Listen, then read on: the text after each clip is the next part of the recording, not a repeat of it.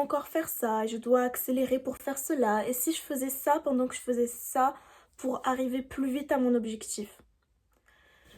Et si ton besoin d'aller constamment toujours plus vite était justement ce qui te bloque depuis plusieurs mois maintenant? Pas parce que tu ne fais pas assez, bien au contraire, mais parce que à force de vouloir toujours accélérer, notre cerveau nous donne la sensation extrêmement convaincante d'être efficace. Or, on perd les choses qui nous donnent les vrais résultats, comme la précision, la clarté mentale, ou encore la capacité à discerner ce qui compte vraiment des choses futiles, comme la règle des 80-20. 20% des actions te donnent 80% des résultats.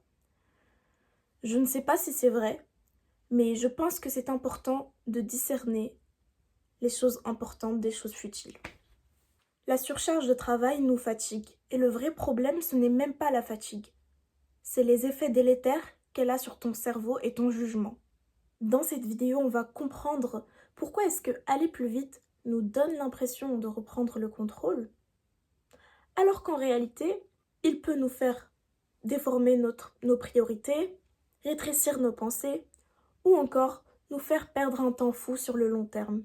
De prime abord, l'urgence paraît séduisante, mais c'est un piège. Lorsque tu réponds vite, que tu passes de tâche en tâche, que ta liste se réduit, tu ressens une forme de soulagement. Tu te dis « Ok, je gère, j'avance, donc je contrôle ». Penser cela est parfois trompeur, puisque tu soulages quoi au juste? Ce que tu dois réellement faire? Ou tu soulages l'angoisse d'affronter l'essentiel? Ou encore celle de ne pas savoir par où commencer? Le plus fascinant, c'est que lorsque tu es en état d'alerte, ton système nerveux, le plus important pour lui, c'est plus du tout d'avoir le meilleur résultat possible, mais c'est juste de cocher une liste de tâches, comme un robot. C'est pour ça que tu ouvres 10 onglets, revois un plan déjà préétabli que tu as revu 10 000 fois, que tu réponds à des messages, que tu ranges ta chambre, alors que c'est pas du tout le moment de ranger ta chambre.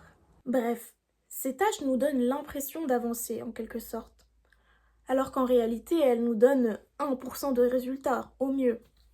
C'est là que la vitesse entre en jeu. Elle nous donne le frisson du progrès, alors qu'en réalité, elle nous épuise plus vite que si on faisait quelque chose qui avait un réel impact. C'est pour ça que certaines journées paraissent plus fatigantes, alors que tu as obtenu 0 résultat. Mais on doit rester rigoureux. À petite dose, le stress peut améliorer la performance, certes. Il aiguise l'attention, augmente l'énergie ou encore améliore la réactivité. Mais au-delà d'un certain seuil, surtout pour les tâches complexes, il se passe l'inverse. La mémoire de travail diminue, la créativité baisse, la capacité à hiérarchiser chute, et la pensée peut parfois même devenir plus étroite. On appelle ça une forme de vision tunnel cognitive. Par exemple, si je te dis vite, repère toutes les voitures rouges, tu vas pas voir tout ce qui se passe autour, puisque tu vas être focalisé à repérer le plus vite possible des voitures rouges. Et c'est précisément à ce moment-là, quand tu perds cette vision d'ensemble, que tu peux confondre ce qui est urgent avec ce qui est réellement important. Et plus tu accélères, moins tu maîtrises. C'est juste de la physique. C'est contre-intuitif, mais c'est essentiel. Mais pourquoi est-ce que le fait d'accélérer nous fait croire qu'on reprend le contrôle? Parce que l'action rapide réduit temporairement l'incertitude. Faire quelque chose, n'importe quoi, ça rassure. Tu sais, quand tu te touches les cheveux durant tes présentations, pour te soulager encore une fois.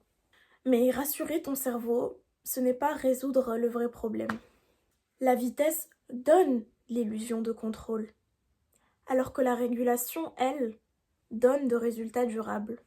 Le vrai problème, ce n'est pas ton manque d'effort, c'est la qualité de tes décisions.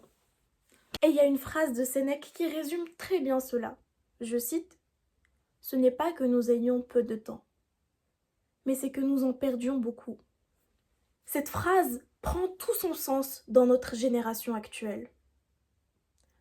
On pense perdre du temps, avec les distractions visibles.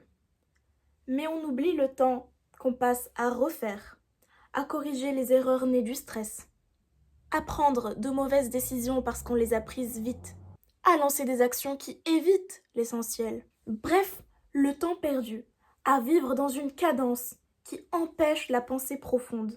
La solution, c'est pas de devenir plus lent. La solution, c'est d'utiliser ta lucidité. C'est-à-dire prendre le temps de replacer tes priorités là où elles doivent être.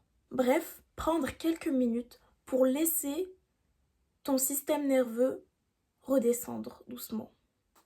La prochaine fois que tu ressens le besoin automatique d'aller plus vite, pose-toi cette question. Est-ce que je suis en train de créer du résultat? Bien, je suis juste en train de soulager une tension. Rappelle-toi que ton calme intérieur est essentiel pour discerner ce qui mérite vraiment ton énergie. En gros, quand tu sais qui tu es, d'où tu viens et surtout vers où tu vas, c'est plus facile pour toi d'arriver à destination. Alors que quand tu cours vite, sans plan, sans destination, mais tu te focalises sur courir vite, eh bien certes tu arrives, mais peut-être pas là où tu voulais être.